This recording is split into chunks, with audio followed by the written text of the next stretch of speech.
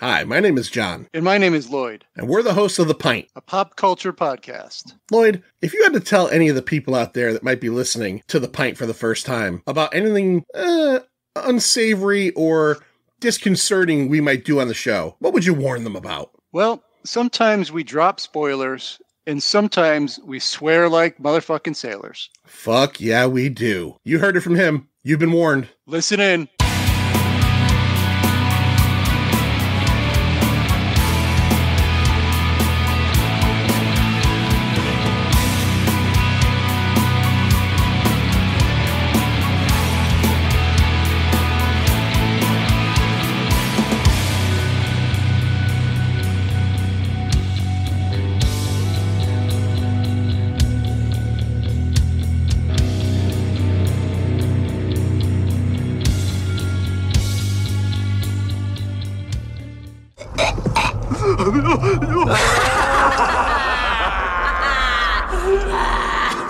Maybe we better stop.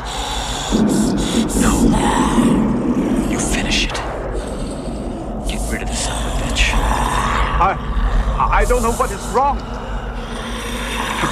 Kickle, where's it?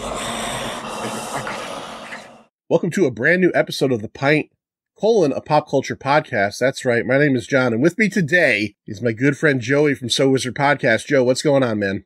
Hey, hello, everybody. Welcome to The Pint, a pop culture podcast. I don't know if I noticed or not. Do you call Cult 45 a movie podcast? Because that's their thing, right? Yes. Okay. Yes. It all started when we reviewed the Predator, not just any Predator, the Predator on the podcast. And for some reason, I thought it was hilarious to call it Predator, the, and it just kind of rolled from there. And now it's just become a thing. So. Oh, I like it. I appreciate you. It's spreading everywhere because, Paul at the Countdown loves to do that as well. Yep. Yeah. The Manster's not here again this week. Here's the reason why. First 3 weeks of the year, you're like, did John fire the Manster? I did not fire the Manster. The Manster's girlfriend, Candy's mom, who lives in Florida, has been ill, and Candy's been going from Connecticut to Florida, and the Manster went with her for like an extended week or so. So, luckily had Stu come in and Joey's come in. So, but the Manster will be back next week, but we're not talking about next week. Right now, we're talking about a movie from 1984 celebrating its 40th anniversary. Last week on the show, we did Black Moon Rising, and I told you guys that we're going to be doing a lot more SFA 80s episodes, science fiction, fantasy, action 80s, and we're rolling right into another one. So let's get around to it. Let's talk about the Canon Group's own Ninja 3. The Domination.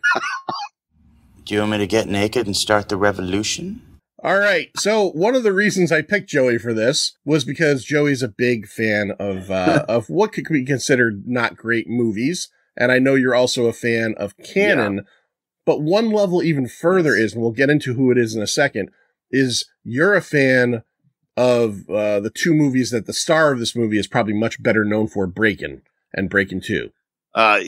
Yeah, without a doubt. Those are not just bad movies. They're two of my favorite movies of all time. They're so amazingly fun and silly and stupid. I saw them in the movie theater as a kid, and I love the Breakin' duology. Probably the only time in history that you were able to see the first one in the theaters and then go see the second one in theaters 2 weeks later, right? What was it, like 3 months later they dropped it? It was within the same year. They had an after credit scene in Breakin' 1. So there was it may be the first after credit scene of all time. This was pre MCU, obviously. So the movie ended, and then there was more people dancing, and they're like, "This story's through. Wait for part 2." And then it said on the screen in big letters, "Coming soon, Electric Boogaloo." And I was like, "This is the greatest moment of my life." I didn't know that. I didn't know there was a post-credit scene in Breakin'. The thing that surprised me about this movie, though, is that the third reason I wanted to have you on, is I figured this is probably in your top 5 movies of all time. And then you told me you had never seen this one. Yeah, what a weird thing, right?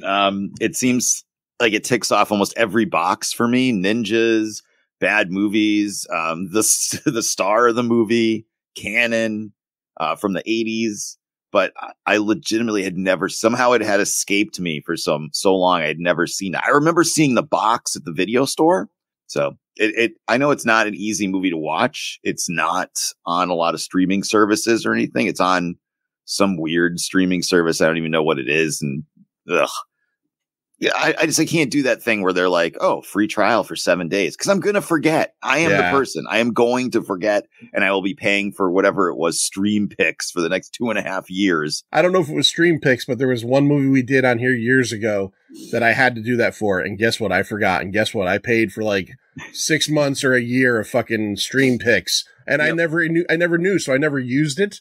I would have utilized it if I had known I was paying for it still. Yeah, I'm that person. So I'm the person they want to subscribe to their stuff, because I will completely forget and just keep paying for it. So I'm like, I'm not doing it, man. I'm not gonna. But yeah, somehow I just had never seen this. And like I said, I remember seeing the box at the video store, Astro Video, Holyoke, Massachusetts. But I just never saw it. Maybe it was because I don't think my parents would have wanted to watch this under any circumstances. Yeah. And they controlled, the purse strings in 1986. So we watched a lot of bad movies. I remember watching like King Solomon's Mines and Alan Quartermain and the Lost City of Gold, Firewalker. We watched a lot of these movies when I was a kid. We would rent them as a family, but I think just Ninja 3 was a step too far for them. So. Yeah, especially if you hadn't seen like Enter the Ninja and Revenge of the Ninja, because you have to have that to watch Ninja 3. Exactly. You'll never be able to pick up what's happening.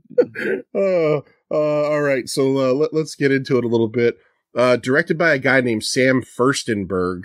That sounds like a made up name from like The Simpsons or something. Yeah, no, Sam Furstenberg is the director of Ninja 3, The Domination, which was released, by the way, on September 14th, 1984.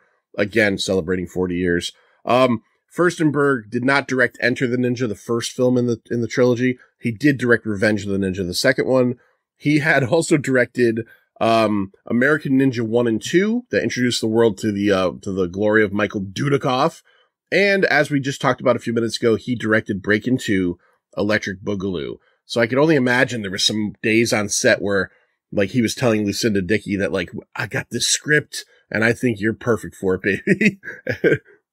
What's crazy to me is that I always say like a director or an actor or any type of creative, if they can do 3 things that I love, then I give them a pass for life. You can make any other shit you want for the rest of your life. James Cameron can make Avatar movies to the end of days, and it doesn't matter to me because he's made some of my favorite movies of all time. This guy made Breakin' 2 and American Ninja 1 and 2. Yeah. Welcome to the club, Sam Furstenberg. He was a big Canon guy. If you go through he was also, I didn't write down his real first name, but he was also Israeli. So I think he was in deep from the beginning with with Golan and Globus. The writer was a guy named James R. Silk. He wrote Revenge of the Ninja as well. And a movie that Joey just mentioned in happenstance a minute ago, King Solomon's Mines. Those are so bad. And I've never seen those. He also wrote not the Matthew McConaughey Sahara from the 2000s. He wrote a film called Sahara featuring Brooke Shields in the 80s. Yeah. This movie was made in October of 1983. It did not give me any other dates than that. And it was all over Arizona, Tempe, Glendale, and Phoenix. All right, let's get into the cast. Bring me everyone. What do you mean everyone?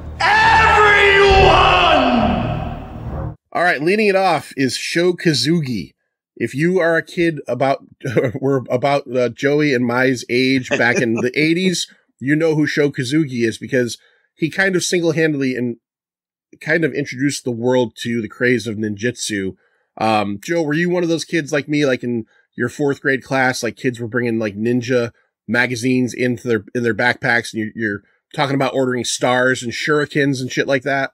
Yeah. And God, I'm going to age myself. But when I was a kid, we used to go to the flea market all the time. Yeah. There's a big, huge outdoor flea market here. So obviously not during the winter months, but we'd go to the flea market or inside flea markets. And I don't know, do everybody even know what a flea market is, like internationally, like a tag sale? Does that make sense? Like a junk sale? But it's big, like tons of people set up, not just one house. And there was a table that always had like ninja stars, used military equipment. Like as a kid, I would always buy like spent bullet casings. doesn't sound weird now, Joe, but in today's day and age, you wouldn't be allowed in school anymore. Right. Yeah. So I definitely had like ninja stars and bullet casings and all sorts of weird stuff. So like, yeah, ninjas were huge. And I remember having like you would buy toy guns, which obviously you can't buy anymore, but you buy toy guns. And then you could also buy the box set that was for ninjas that had like a plastic sword and a bandana that said ninja on it because yes, the only way to be a ninja is to advertise. So there's a couple shared experiences like guys our age have from youth. And I want to ask you if you have another one, because I thought this was something that only happened to me in my life. And I've learned touching each other at sleepovers. That was a big one too. That was a big one too. No. Did you ever have the experience, Joe, of finding like, porno mags in the woods randomly? Yeah. I did when I was a kid. Yes. I don't know why they were there or what happened. I swear to God, I think it's an alien experiment to see what young guys do.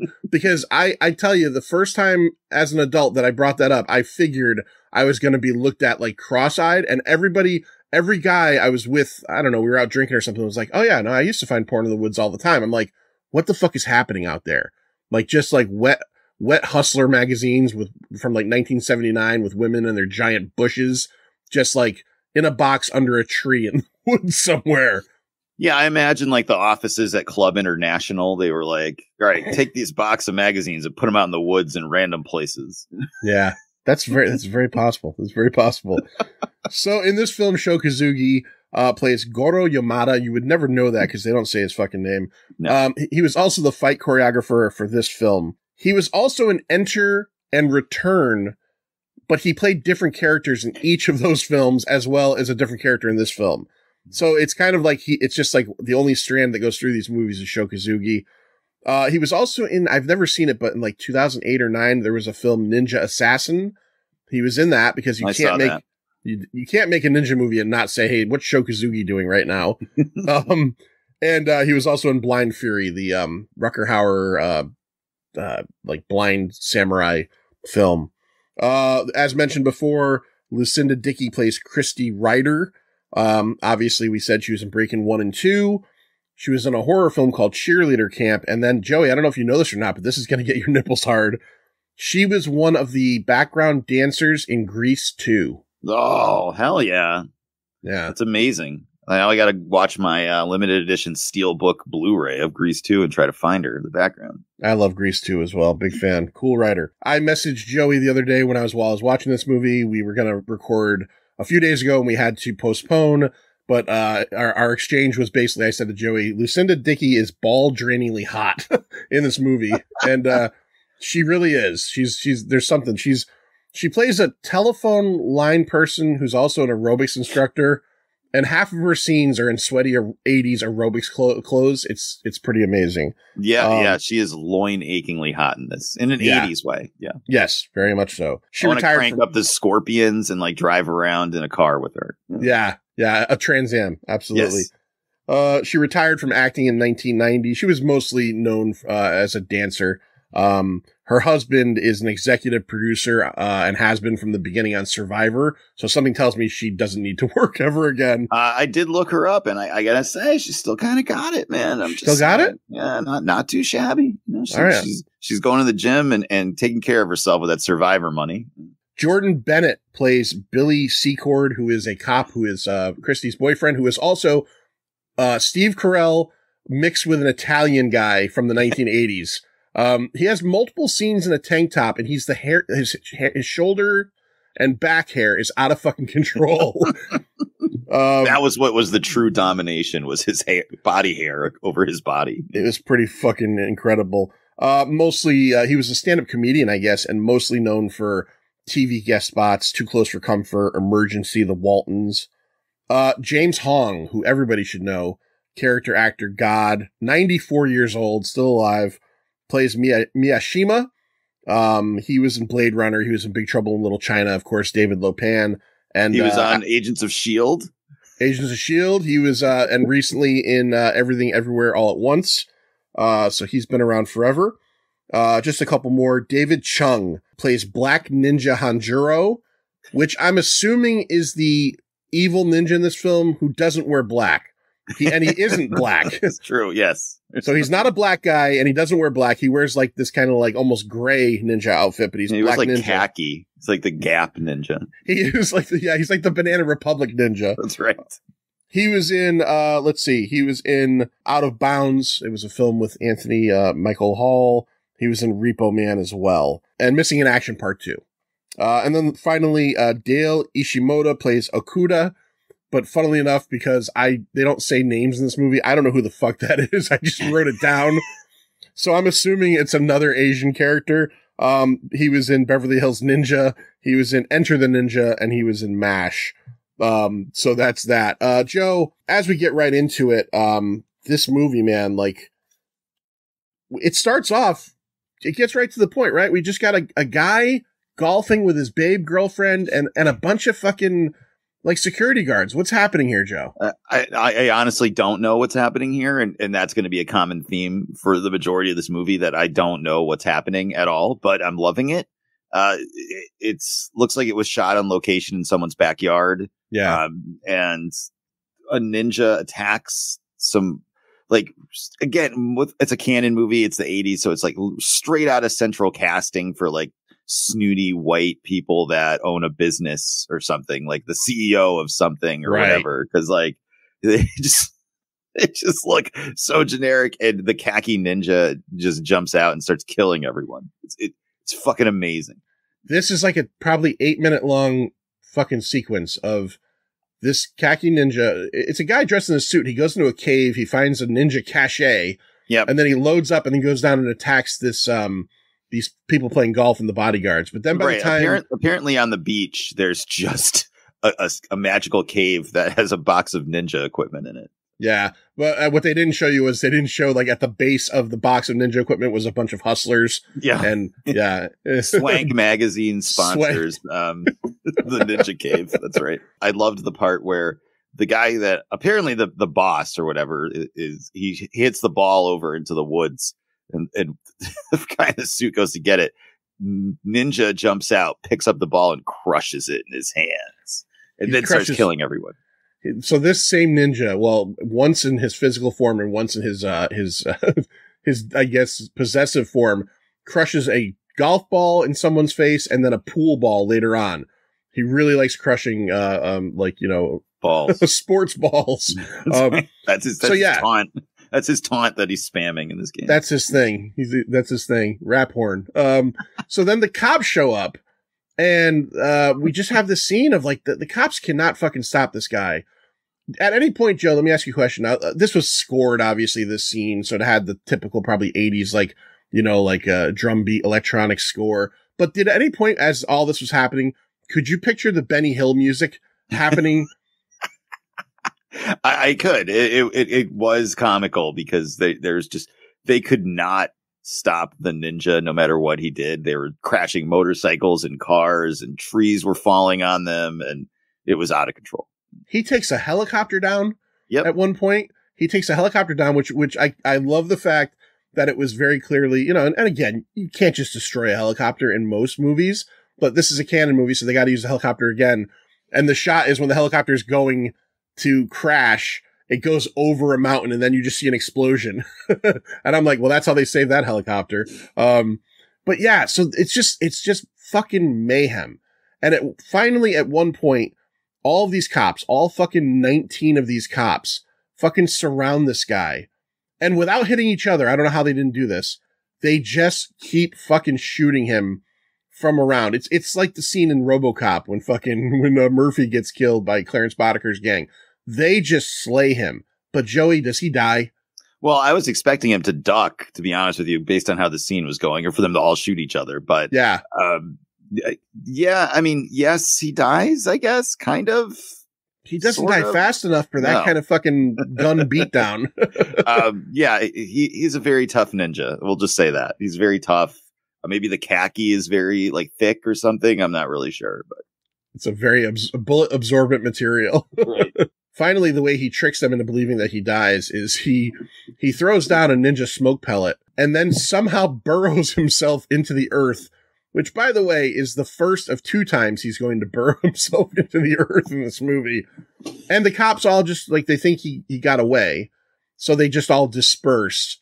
And then, like, as they're all gone, like, he comes out and he moves along, very badly wounded. Now we meet up with Christy Ryder, who is very sexily getting ready to go up a pole. And I mean an actual phone pole.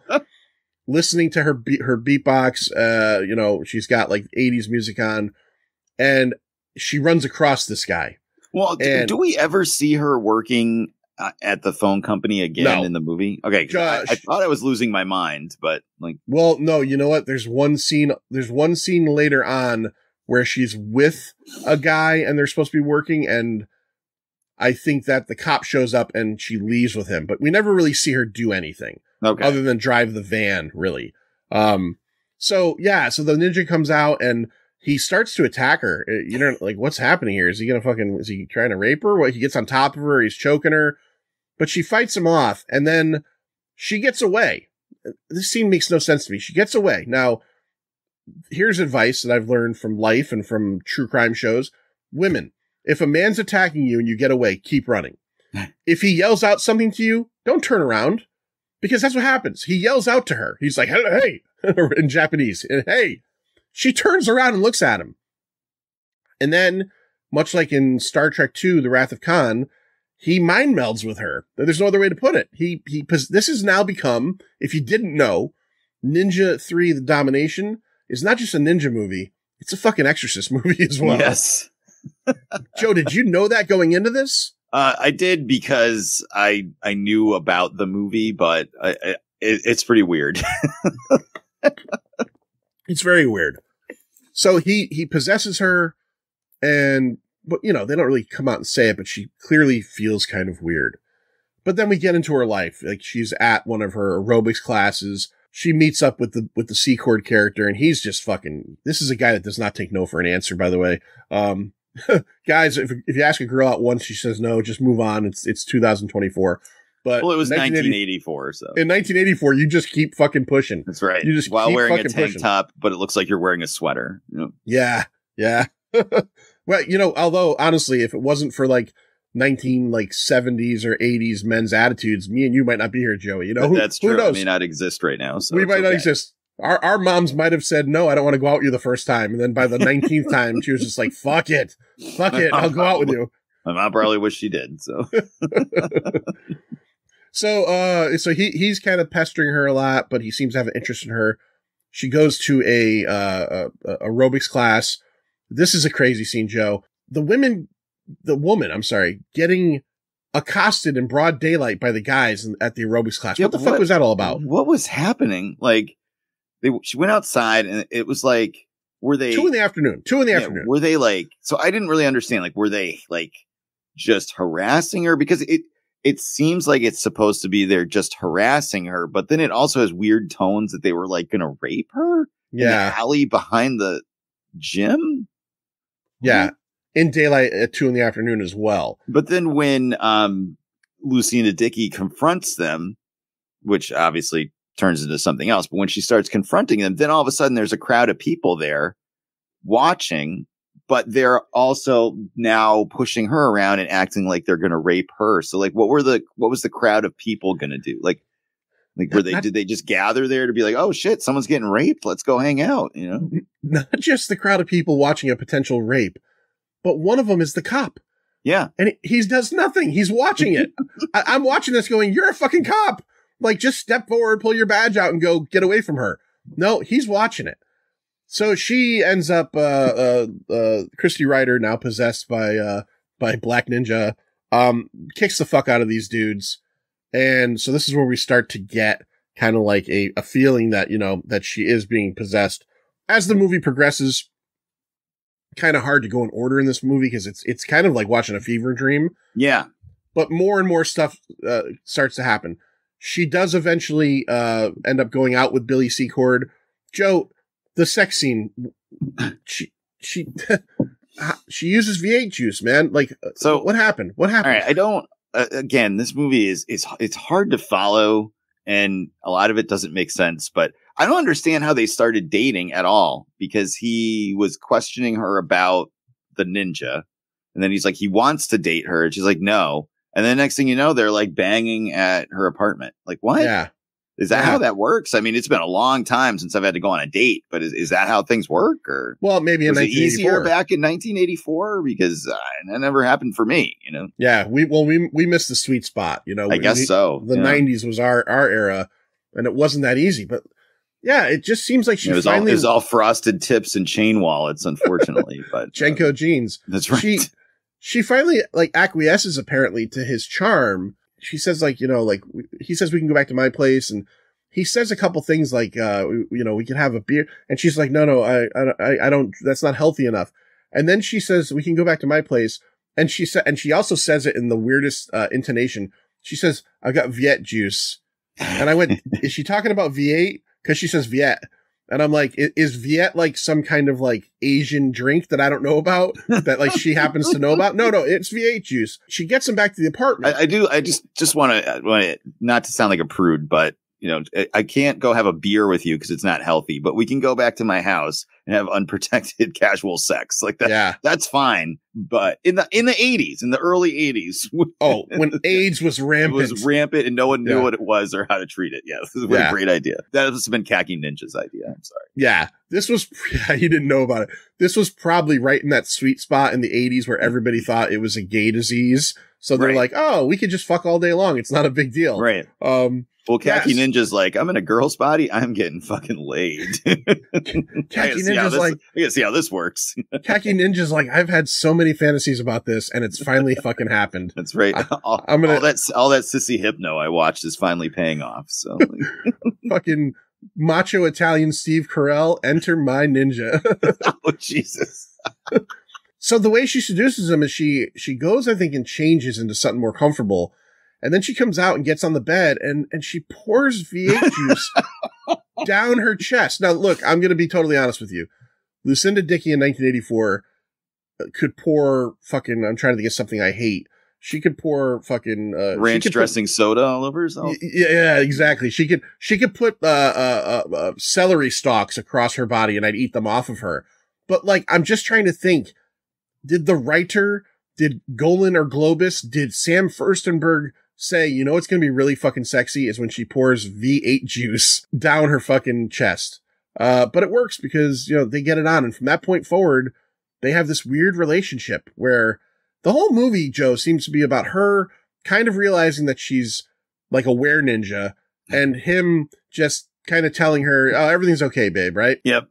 She's got ninja swords floating around her fucking living room, and he's just showing up with a case of V8. Like, hey, what's going on? What are you doing today? And she's like, well, I'm fucking possessed by a ninja. He's like, yeah, don't worry about it. Yeah, some grape juice, you know? Yeah, let's do this.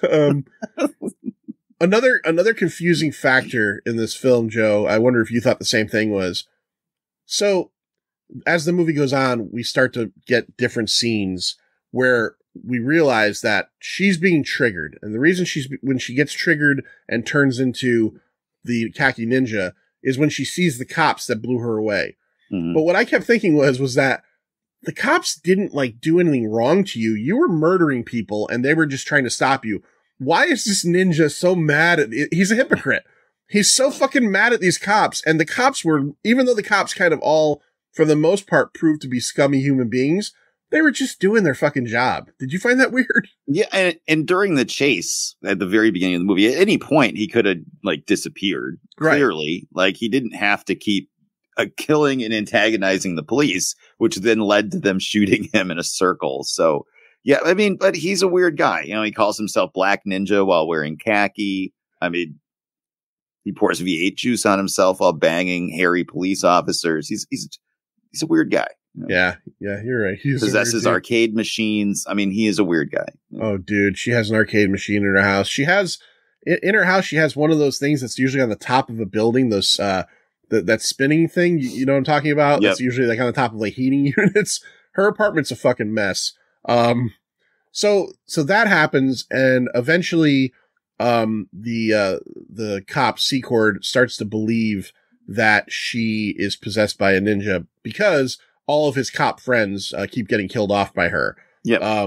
One of them one of the weirdest scenes in the movie is there's a uniformed cop walking through the precinct during the day with like clearly 2 hookers on each arm. Like he has a hooker on each arm.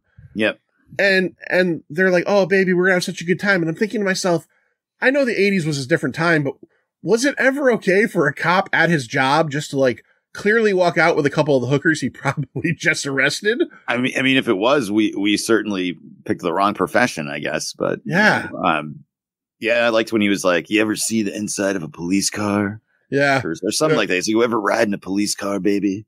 And they're like, oh, daddy. Like, what is happening right now? They go over to like a sauna, and these two women are just ready to fuck this guy. They're at one on each arm, and then Christy shows up to kill him, but she does it with subterfuge as the ninja does. Gets into the hot tub with the 3 of them.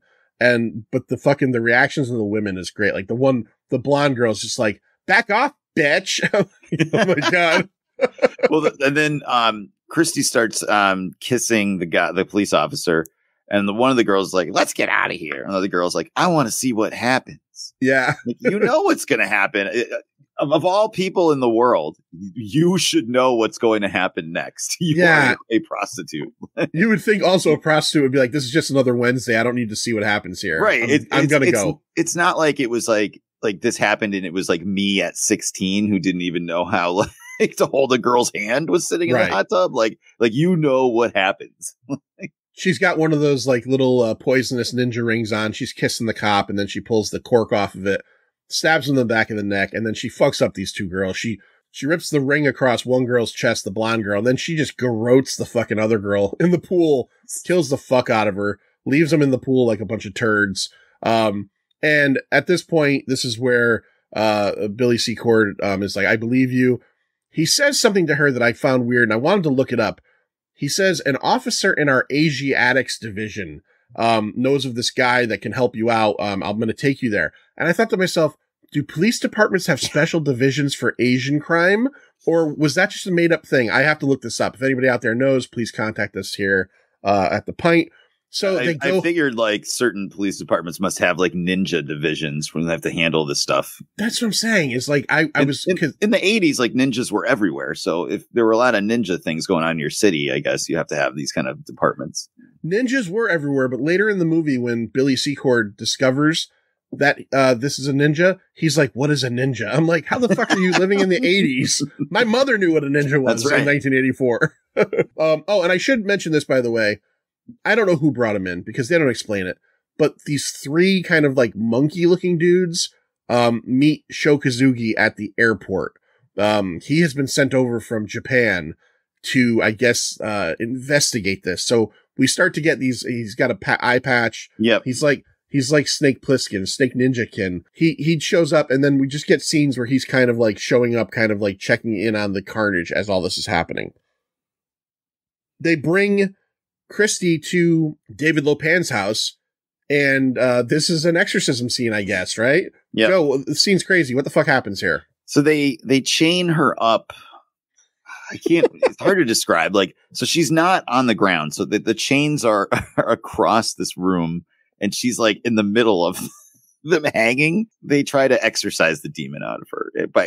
But then the police officer puts a rope around her, which he wasn't supposed to do, which ruins the ceremony, and hijinks ensue.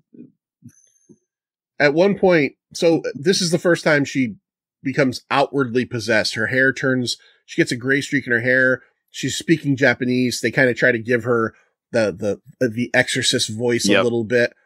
None of it is cool. It's funny, but it's not like effective. But at one point, she starts to spin around on that chain rope thing, and there has maybe never been a clearer case of a dummy in a movie. As she's spinning around at like fucking incredible speeds, she's just not moving because it's a mannequin. The effects were not very special. So no, not at all, not at all. I had to pause and rewind that a few times because I was laughing so hard. It's probably one of the best parts of the movie. Yeah, it's fucking good. It's fucking good. So she cannot be exorcised by Mr. David Lopan or whatever his name was in this. Miyashima is his name. So we start to move forward. Sho Kazugi's eventual plan, right, is to lure her to, he brings up this, he keeps bringing up this like temple on the mountain, and everybody's like, oh yeah, I know what you're talking about. I'm like, is this like a place people know? Right? He wants to get her there though, right? So he keeps talking about the temple on the mountain. Like you said, everybody's like, oh yeah. But then when you see it, it looks like it's in like the Himalayas somewhere. Like, right. What? Because people are acting like you're like, oh, let's go to the mall. Oh, I know where the mall is. Yeah, cool. No, it's like some fucking like monastery up in the middle of nowhere on the side of a mountain. Like, how do all these people know about this? I don't know. Did we miss nuts. The arcade machine possessing her? Did we miss that? And the ninja sword flying around her room? Well, we talked a little bit about it, but Joe, explain that a little bit better, because the ninja sword flying around on a fishing line is fucking amazing, and it happens multiple times. Yeah, she keeps having weird visions because she's being possessed by the Khaki ninja. One of them is his ninja sword. Of course, it's the 80s, so when she's having these visions, of course, the room fills with dry ice smoke, because that's just what happens. Like, if you're our age and you woke up in the middle of the night and dry ice smoke was everywhere in your room, you know shit's going down at that point. Like, fuck, I'm about to get abducted by aliens or murdered or ghosts or something's happening. Somebody has dry ice outside your door, but that some shit is going to go down. The first time, like, the sword like flies around the room. It's clearly on a wire. Like, it's so on a wire that Turbo's broom from Breaking 1 thinks it's a bad special effect. Like, yeah. If they had shown someone hooking it to the wire previously in the scene, like, it would have looked it wouldn't even have looked as bad. Like, it was so obvious. And the other one is she has that arcade game in her house, and of course she wakes up and there's dry ice smoke everywhere, and it like shoots lasers at her. Yeah. I understand the sword, right? So, like, it's a ninja's sword. She's possessed by a ninja, but why did the ninja make a arcade game shoot lasers at her? It's not just that, like her cabinet starts shooting out like neon lights and shit. Yep. And then the weirdest part is like the last scene that this happens in later in the movie, she fights it all off by fucking playing like her 80s music and starts 80s dancing. Do you remember? Yeah. She goes over to her boombox. She's possessed and she's trying to fight it off. So she goes over to her stereo and plays the stereo, and it plays a typical 1980s like fucking, movie song. And then she starts doing like girl 80s dancing. And then the fucking sword comes out of like the closet and cuts her fucking stereo in half to shut it down. I guess Khaki Ninja doesn't like that kind of music, but yeah, those scenes are fucking amazing because the effects are so bad. They're just hilarious. But yeah, anyway, Monastery on the Hill. Yes. And before we get to that, because I did skip this over, Joe, we do get one very quick, brief scene. So there's a scene where Sho Kazugi, as his character, Goro Yamada, he ends up getting captured by the police, but he doesn't kill anybody. He makes it a point to tell when he escapes that he tells the one cop, I only knocked the other guys out, because he's a good ninja. But we get a scene where we have a flashback as to why apparently he's so invested in this. Khaki Ninja, apparently, it's literally just one quick scene. Khaki Ninja at some point killed his master, and also took his eyeball out. So he's got his master, and he's basically telling Kazugi that he's going to kill him, and he does, just because he's a bastard. And then as Kazugi is approaching to attack, he throws a shuriken into fucking Kazugi's eye, which now we know why he has the fucking the little fucking flapper on his face. So okay, we get to the monastery. Billy goes to the monastery. Christy goes to the monastery, but Christy goes in full ninja costume because she's like full on possessed now.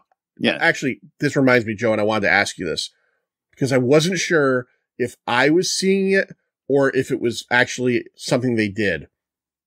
When Christy gets possessed, at least the first time, when she goes and gets the treasure chest full of ninja stuff, that time, did they make her eyes up to look like they're Asian? They did. Fuck yes, they did. Okay, they did, and I noticed it, and I'm like, that can't be real. I'm like, that can't be real. That I'm not looking at it right. Maybe I'm like, full disclosure, I fucking watch this on like the shadiest of sites on my phone. So, if you're only watching Ninja 3 The Domination on a screen this size, you're not watching it at all. But I was like, maybe that's a trick of like the shitty version I'm watching something. They can't be right. They can't be right. And I noticed it multiple times when she becomes the ninja. They try to do her eyes up to look Asian. It's so fucking racist. It's so awful. Okay, I feel better. The worst thing in this movie, but maybe the worst thing Canon has ever done. I watched this late at night in bed in my bedroom, and bigger pouring TV. V8s all over yourself. Oh yeah. Having my dogs lick them off my chest. I'm watching this movie on a full size TV, but it's late. I'm kind of tired, and I'm in the same way, saying to myself, "There's no fucking way that they made her eyes look more, more like thin and slanted." I'm like, "There's no way they did that." Oh, they fucking did it. Okay, yeah, no, they right. did. It's bad. It's bad. And I'm not somebody that gets offended easily by things, but my God, that was like, I was just like, ooh, yeah, that's bad. Like, ugh, that was the only time. And it's pretty rare, but I felt like icky at that. That was not a good laugh at this movie. Was there a conversation on set? Yeah, Golan and Globulus were there, and they were just like, make her more Asian. Like, oh God, what are you gonna do? Make her Asian at all? Right? I don't know. She's already in a ninja costume. What can we do? So they're at the monastery, and shit's going down. Kazugi Yamada, I'm sorry, his character, he has a bunch of it seems like maybe monks or ninjas in training. I don't know what the fuck they're there for. They're kind of his backup, and then she shows up fully possessed, and the body of the actual OG Khaki Ninja is there as well. So they have a fight, a ninja fight between Yamada and Christy, and eventually he defeats her, but he doesn't have to kill her. As he's about to stab her through the heart, the ninja spirit comes out of her. I've got to admit, this effect was actually pretty good. Yeah.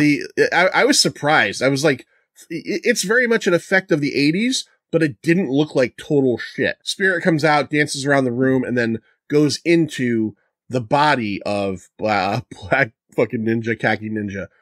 He gets up, and this is another thing I liked about this movie, is this entire fight between the two of them, it's very clear he's like a zombie. He doesn't move like a person anymore. He's very rigid and straight. But this is where we get the entire final battle that spills out onto the rocks of this fucking mountain that's apparently in the center of town. The ninja, the Khaki Ninja spits out his essence and overtakes all of the monks. So they're fighting with him. So Yamada, the Kazuki character, has got to fight all of them off as well. He takes them all out one by one, and then ends up fighting. They have their typical ninja fight. How does it end? How does the black Khaki Ninja seemingly get disappeared? And what cartoon thing does he do that's just so fucking bizarre? He falls off a cliff. Oh, no, not falls off a cliff. So as they're fighting, Kazuki's about to lose, and Christy stabs the Khaki Ninja through the heart with his own sword. He then spins himself into the earth, like something out of a Wile E. Coyote cartoon. Goes down into the fucking earth, and then he comes back up from the cliff and tries to pull Kazugi off. They have a fight at the end of the cliff, and Kazugi just fucking buries a dagger, fucking balls deep into his skull, falls off, lands. That's where the movie ends, right? Yeah. The Christy and the cop are kissing and making out at the bottom of the hill. Yamada has just defeated the evil ninja, and the evil ninja's at the bottom of the cliff. Did you not find the spinning thing fucking so fucking weird? What's happening in this movie? Yeah, that was a little odd. It was also odd that the cop was making out with Christy after she had just been wearing some dead guy's ninja costume and sweating in it the whole time. That's really gross. While she was wearing Asian face makeup also. So. Yeah. Yeah. He's okay with it though. He's just like, whatever, just pour this fucking apple juice on yourself and let's get it going. Yeah. Let's go. All right. So that is 1984's celebrating its 40th anniversary. Ninja 3, The Domination. I don't know if anybody's celebrating it, but I was saying, you think it have an anniversary as time passes. So it's not like there's a big celebration here. We need. Did you ever have that poster when you were a kid for Star Wars? And it was like 3 reasons they make movie theaters. And it had the 3 logos of the movie and Star Wars like 30th anniversary logo on it or something like that. Do you remember this? I want that poster, but 3 reasons they make movie theaters and the 3 ninja movie logos on there. 3 reasons they make video stores. Yeah, well, that is true. Yeah. That's absolutely true. All right, let's talk about the box office for this one.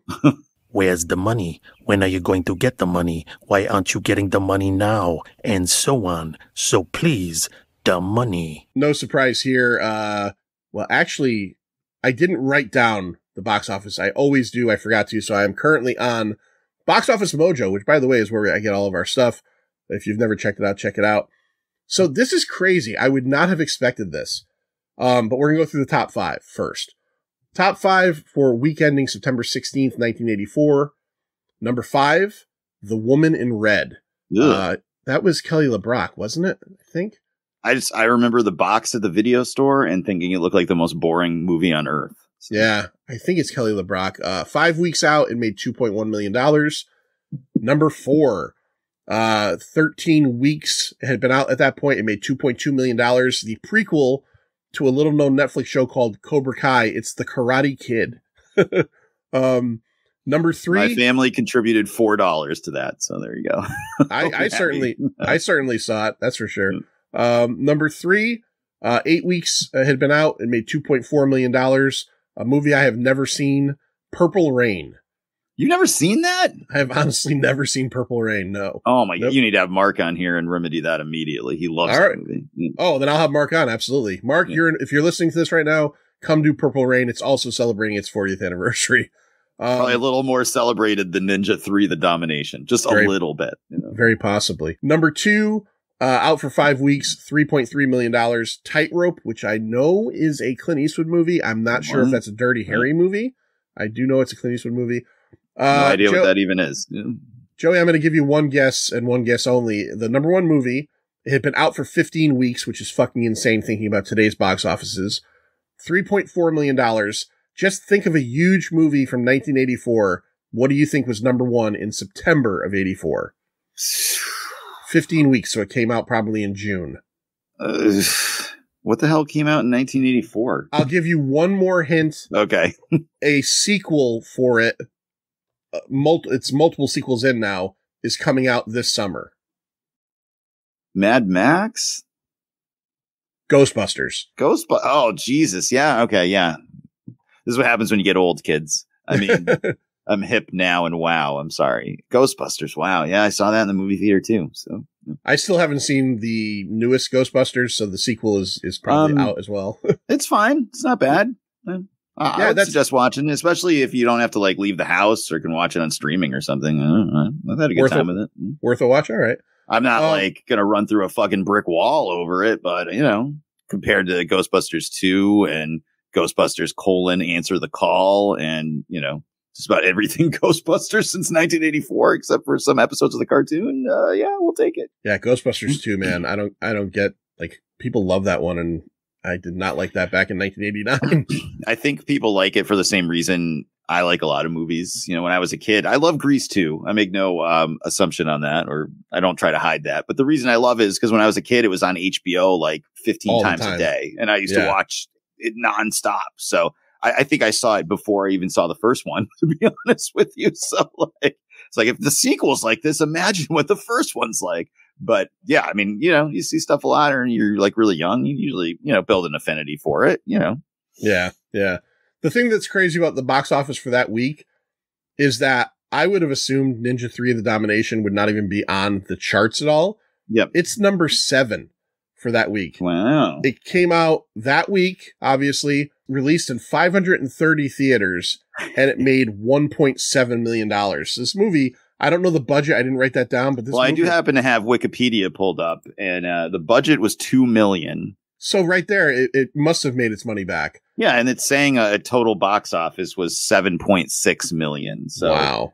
It made over 2.5 times its budget. So, which is usually that's, your box office math is going to be, if a $2 million budget needed to hit 4.5 million to break even. And it did that. So it was a successful movie. Plus whatever the fuck it did on, video stores, which is probably where it was more focused towards. Yeah, definitely. All right, let's rate this thing. Now! What's it gonna be, Doc? Huh? What's it gonna be? 0 to 5, 0 being the worst thing ever, 5 being the best thing ever, quarter and half scale optional. Joe, what do you give 1984's Ninja 3, The Domination? I'm giving it a 4 out of 5. This is a great bad movie. It's fucking hilarious. And Lucinda Dickey is hot as fuck in this movie. And I just had a good time with it. I'm only not giving it a 5 because of the really offensive Asian face in it. But otherwise, this is great. This is a funny as hell movie to watch. And you will just be pouring V8 all over yourself for the rest of your life, or having ninja swords on fishing wire follow you around. So it's a great time. It's a great time.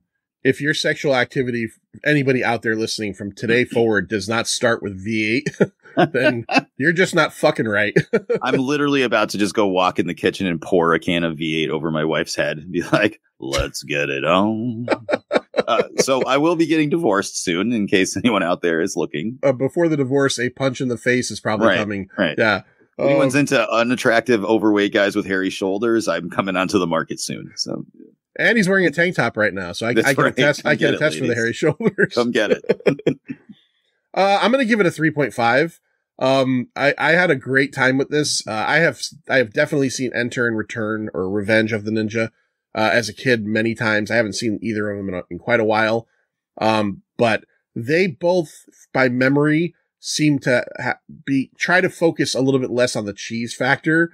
This one just adds that whole exorcism subplot, and I don't know if they were going for it to be a little goofy and silly, or if their intentions were trying to make something very serious, and it just I 100% believe it was serious. They're like, the Exorcist was nominated for an Oscar, so if we take The Exorcist and meld it with our ninja movies, Oscar success, here we come. Two great tastes that taste great together. That's right. But I had a lot of fun with this. We talk all the time about the archive down there in Bridgeport, Connecticut. And this is the kind of thing that I haven't looked it up yet, but if there is a Blu-ray set put out by somebody, I'm buying the fucking thing because I want to watch behind the scenes shit on this movie. There is a collector's edition Blu-ray. It's actually pretty cheap on Amazon. So, okay, I will check it out. I actually own this because I had mentioned it before. I was in Big Lots one day getting fucking toiletries and stuff, and I look at their DVD rack, and I got this 8-movie 2-disc set for $11. I don't remember every movie on it, but it's got Jean-Claude Van Damme Cyborg, Missing in Action 1 through 3, this, and Exterminator 2. It's all canon stuff. Nice. And it's already, with this movie alone, it's already paid off. But it's bare bones. It's literally, you put the disc in and somebody ripped the VHS copies onto a disc. And it actually looks pretty good. Yeah. It looks pretty good, but in all honesty, you throw it into the menu is just the 4 movies and, music in the background. So this one here, definitely warrants a deeper dive into it. Ninja 3 Domination. Joe, before we go, I think it's super important that we talk about So Wizard Podcast, your podcast, one of my favorite podcasts out there. Thank you. And all the stuff that's happening this year. You guys have some big things going on this year. What's coming up, Joe? So we're at episode 500 coming up really soon. We just dropped 492. I'm actually going to be editing 493 today as we record this. And then episode 500 is on the way. So 500 weeks in a row with no breaks, no seasons, no weeks off. We've got something special planned for that. I honestly would suggest if you want to check out the show and you haven't before, don't listen to episode 500. Because when we do our round number episodes, we invite some friends on and watch a terrible movie. It's a blast and it's a lot of fun, but it's not a good representation of what the show actually generally is. So if you want to hear us laugh for an hour and a half, great. Jump on board. But otherwise, there'll be 499 episodes that you can check out besides that. And then in August, we're going to be celebrating our 10-year anniversary. So that's pretty exciting too. So a lot of big ones this year. So just go to SoWizardPodcast.com, and that's where the podcast is every week. There's links to all our socials on there. I'm most active on Twitter and TikTok. So honestly, we get the podcast every single week. We review new release genre movies. So your horror and superhero, sci-fi, action, whatevs. Sometimes we branch out into other stuff. We're going to be doing Mean Girls, the musical, very soon. So I control what we watch. So we got our YouTube channel as well, where you can go there. So is your podcast. And Adam runs our YouTube. He does a bunch of videos and stuff. We've got a new series we just started. We're doing some retrospectives on cult classics. He just dropped the first one. So he's a look at Chopping Mall, which is a great movie. I don't know if you've ever seen that. Chopping Mall. Yeah. Chopping Mall has the greatest gum chewing actor performance in the history of movies. And our second Agents of S.H.I.E.L.D. reference of the episode. There was an entire episode of Agents of S.H.I.E.L.D. that was an homage to Chopping Mall. So wow. Even the robots that they were fighting looked like the robots from Chopping Mall. It was fucking fantastic. So yeah, YouTube's good. And then I'm on TikTok all the time, and I post a lot of different stuff there. I do a lot of comic book reviews on TikTok and some unboxing of toys and some other movie reviews too. We got a lot of screeners of stuff that we're not going to do on the show. So sometimes I'll watch those and review them on TikTok. So yeah, I mean, we're everywhere, and I just do a lot of stuff, and we have a lot of fun. So come check us out. All right. So thank you for everything, Joe. Thanks for being on. And everybody out there, seriously, I always say it, but So Wizard is one of my favorite shows, and you guys should be checking it out as well. Thank you. If you want to check us out, if you're brand new to The Pint, Threads and Instagram, it's at The Pint Podcast. Go to Facebook, The Pint, a pop culture podcast, YouTube as well. And we have a Patreon, and I always fuck this up every time I try to say our Patreon. Patreon/The Pint. There, I got it right for one of the first times ever. We have 2 tiers, $2.50 and $4. The $4 tier is basically the same as the $2.50 tier, which that tier gets you all kinds of audio stuff, and you get to control a lot of the things that we watch and talk about. The $4 tier gets you one, at the very least, live stream episode a month. So please check us out, try to entertain you. And until next time, see ya. Peace. It's over, Johnny. It's over! Nothing is over! Nothing! You just don't turn it off!